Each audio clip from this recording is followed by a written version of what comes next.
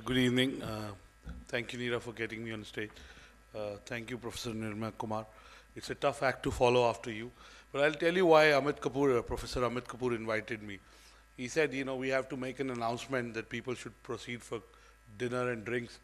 I said the best way is say Anurag Batra will speak, they'll be automatically out of the room and be there. So that's how I got in here. First of all, I'm honored and humbled that, I was in a business school with Amit, and me and Amit got into the school when the quality control was really bad. That's how we got into the business school. And, Mr. Atharya was here, and we really, I was part of the management consulting wing, or we had an arm, whatever it was called, I've forgotten. But we would look up to people like you, and really it's an honor to speak in a forum where you're speaking. And Professor Nirmal Kumar, you're genuine in your thinking. I may disagree with you on something, and I'm more a doer than a thinker. So I'm kind of a misfit here. I'm a square peg in a round hole, so to say. But let me say, since I went to a business school, I have a small presentation, and I normally say that PowerPoint presentations are made by people who are neither powerful nor have a point of view. I hope, I hope Amit Agnihotri is here somewhere. He also went to, and Amit Kapoor allowed him to come to the con. Amit, are you here? I think he's left, right. So I have a small presentation. I may disagree with you on one or two things. One, we're a democracy, and we have all the problems that a democracy should have. And I'm an entrepreneur in the digital space primarily. We tend to compare with China, where there are Chinese companies which have become $1 trillion, $80 billion, because they haven't allowed internet companies from elsewhere to really do business. But do we in India like to work like that? No. We right now may be the time to showcase to the world that, yes, we may be down and out, but I genuinely believe it's a temporary phase and we'll be okay. So really, also, I don't know how many of you seen this video. Whenever I present, I tend to show this video, so I like to run. Some of you may have seen it. This is the 1985 Apple ad. And I'm sitting amongst all of you thinkers. I'm standing here, I'm talking to the thinkers. Really, you are an audience, you are part of this conversation, but really, you are special people. So you may have seen it, but I'd like to still play it. Can we dim the lights?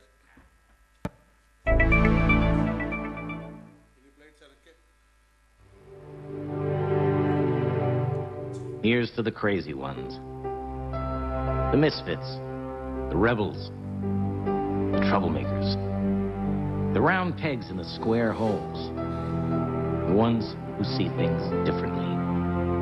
They're not fond of rules, and they have no respect for the status quo. You can quote them, disagree with them, glorify or vilify them, but the only thing you can't do is ignore them. Because they change things. They push the human race forward. And while some may see them as the crazy ones, we see genius. Because the people who are crazy enough to think they can change the world are the ones who do.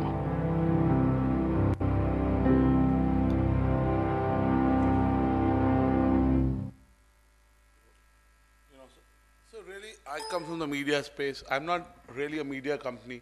I don't define myself as a media company. I'm in the business of building communities. So we have a community of advertising, marketing, media professionals. I'm a shareholder in governance now, so we have a community of all of us who are interested in governance and, many other communities. And whatever our communities need, we do that. But because of Exchange for Media, I was thinking, what will I talk to the thinkers? And I did consult two of my friends who are in this room, who have all the things that you don't like in the presentation. Thanks to them, I'll tell you, if you pay me a lot of money, who those two people are. They're sitting somewhere in the back. But I said, I will talk to you about two things, One is really a company that a lot of people like and a lot of people don't like. It's a fairly big company. It's called Times of India. It's the biggest Indian media company. What do you think is the revenue of Times of India? How much? 4,000? Or you said 2,000? 4,000. Okay, any other guesses? Pawan has walked in. Yeah, he always seems to know everything. and tells people look up to see the site for everything. But no, I'm just kidding. Yeah, yeah, absolutely. Of course, I'm not talking of porn sites, your own site. I'm kidding.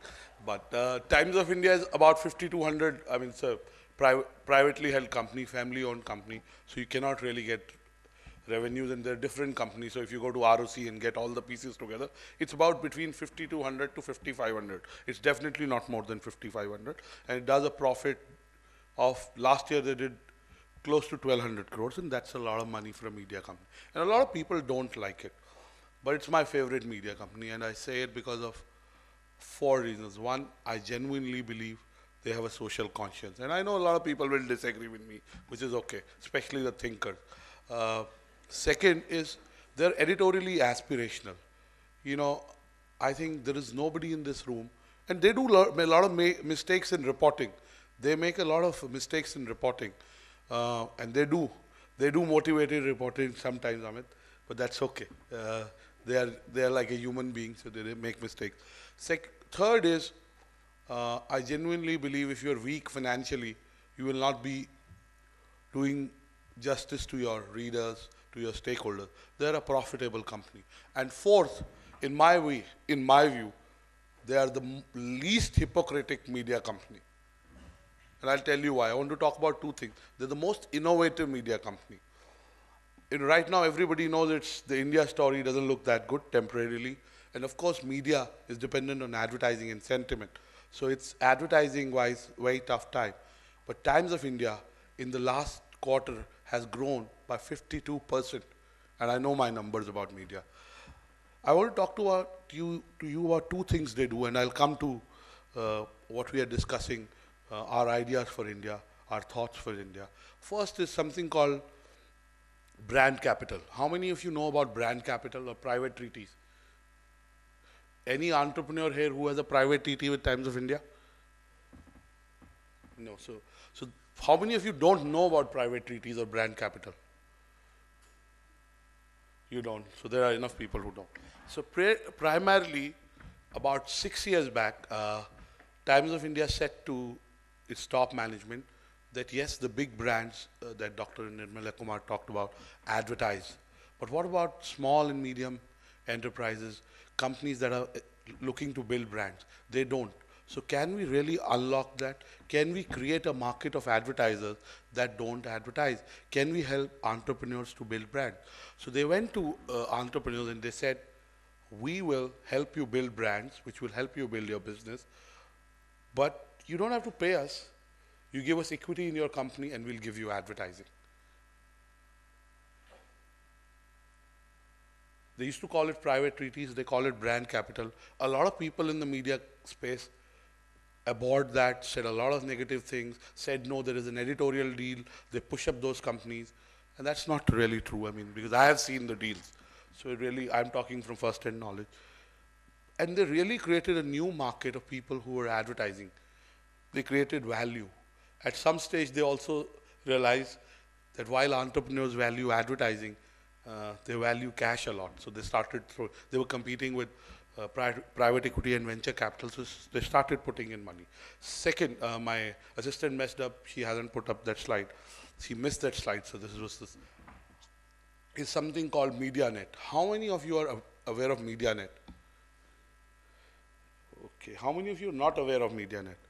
So MediaNet is paid editorial, okay? And it's not done in the main newspaper. It's done in the supplement, so in a Delhi Times. And if you noticed carefully, Delhi Times, if you see the masthead, below the masthead it says an advertorial feature. Now in strict ethical terms, that's misleading the reader. You said it in small font, you can debate about it, but the fact is, it was the first media company that said that if you want to mention your brand, if you want to mention your restaurant that you opened, if Shah Rukh Khan is launching something and you want that picture, you pay us. And you know, again, I'm a media owner. I like to believe I'm a professional entrepreneur because, again, these are not two, ownership is a separate issue and running a company is separate. In India, of course, there are gray areas, but really, editors take a lot of favors and they do a lot of stuff. I know I'm saying something very proud, at least journalists do. So they said, why don't we institutionalize this? And they use a content filter. So it's not that you can pay for anything and they will, if it has content value, I can tell you whenever I've done a party or we've done an event, we've never paid for coverage. So if it has genuine content value, it still gets there. But if you want to mention your brand, you have to pay. So you could say you've institutionalized corruption. A friend of mine sitting in the audience says it's the end of the age of innocence in media. So again, it's a point of view. But the fact is, these were very innovative thinking. And let me tell you, this last year they closed their media net, and the media net profitability is about 95%. So the bottom line contribution from the top line of media net is almost 9. They closed at 170 crores plus from media net. And another newspaper in Delhi, you know which one, kept saying in presentations that we will never do media net. Last year they started media net. So point is, that was thinking that led to execution, innovation. I think in media, it is very bold. I go to lots of media conferences where people bash Times of India. It's very fashionable to do it, but I think they think well and they execute well. And that's the larger point of what I'm. Also, all of you are thinkers here. A lot of you are doers also. Really, I want to raise questions. I may not have answers, and I will keep to my time. Professor Kapoor, I want to be at the bar too. First of all, right now, we're bracing for elections. And when I prepared that and showed it to a friend of mine, he said, there are 2 professors who talk about it. I said, I've never read their book. Does India need a leader who's a creator? Does India need a leader who's a destroyer? Does India need a leader who's a preserver? Again, if I were to ask you, who's a leader you think who's a creator? Who can create? Of course, this is coming from Hindu Trinity, so I don't have to tell you that. But who's a leader who can create? Does India need destruction for recreation? I don't know. But I'd like you to ask those questions to yourself. And let's think 20 years ahead. And again, as I said, I do not have answers. And I didn't know about Dr. Nirmala Kumar's presentation. But really, it's about the next. It's about future. Will Facebook still be used? I don't know. Stock market, would the Indian stock market in 20 years cross 40,000? Would it? I don't know. Will TOI be still the single largest media company in India? I don't know. Will the parliament function smoothly? Very importantly, Professor Kapoor would love that. Will a Gandhi be heading the Congress party? Absolutely. Okay. There is a Ramesh Gandhi in the audience. Mr. Gandhi, are you here? You have a chance, right?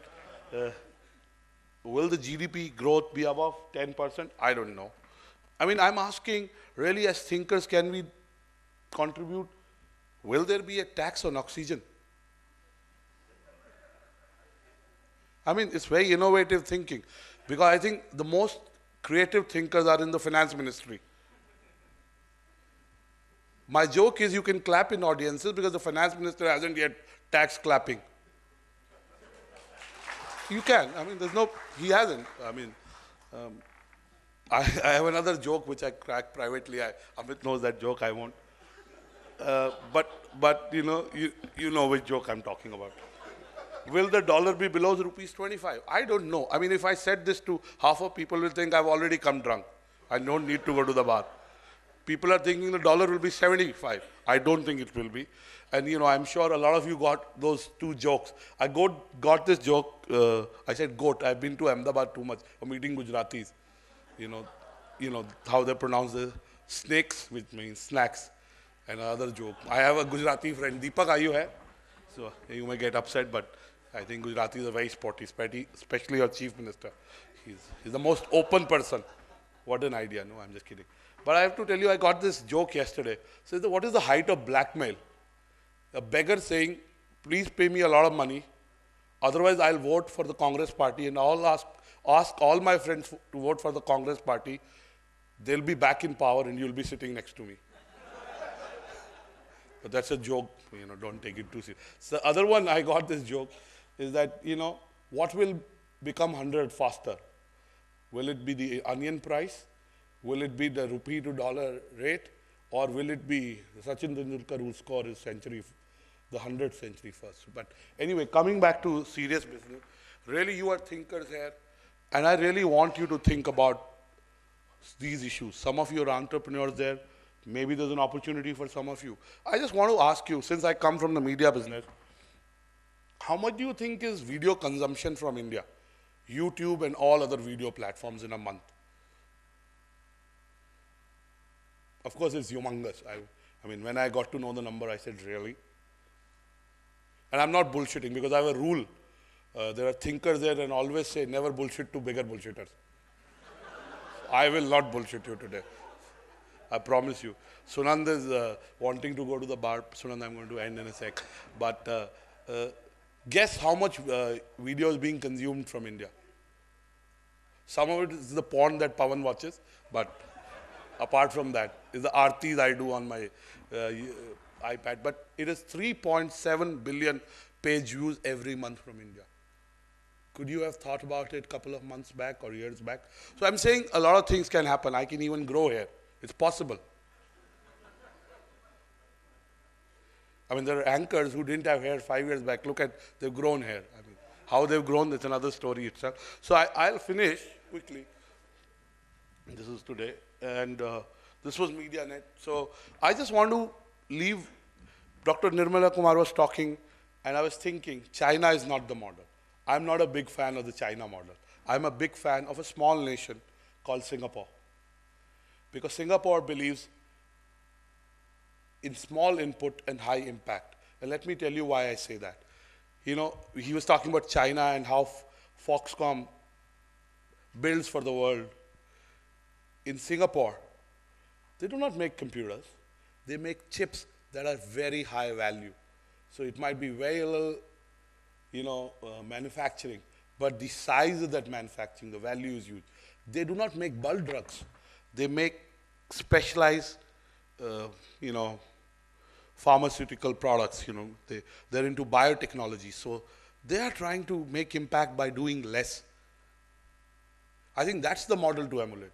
You know, today Srivats Krishna was here, and the minister was here, and many thinkers were here. In Singapore, the KPIs, the KRAs of the bureaucrats are harder than the KPIs of the finest CEOs in India. Written down.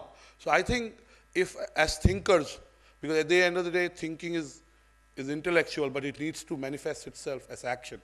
If that needs to happen, I think it will only happen if we emulate the Singapore model. And I want to say, thinkers think and doers do. But until the thinkers do and the doers think, progress will just be another word in the already overburdened vocabulary of the talkers who talk like me. Thank you, and thank you for being a patient audience.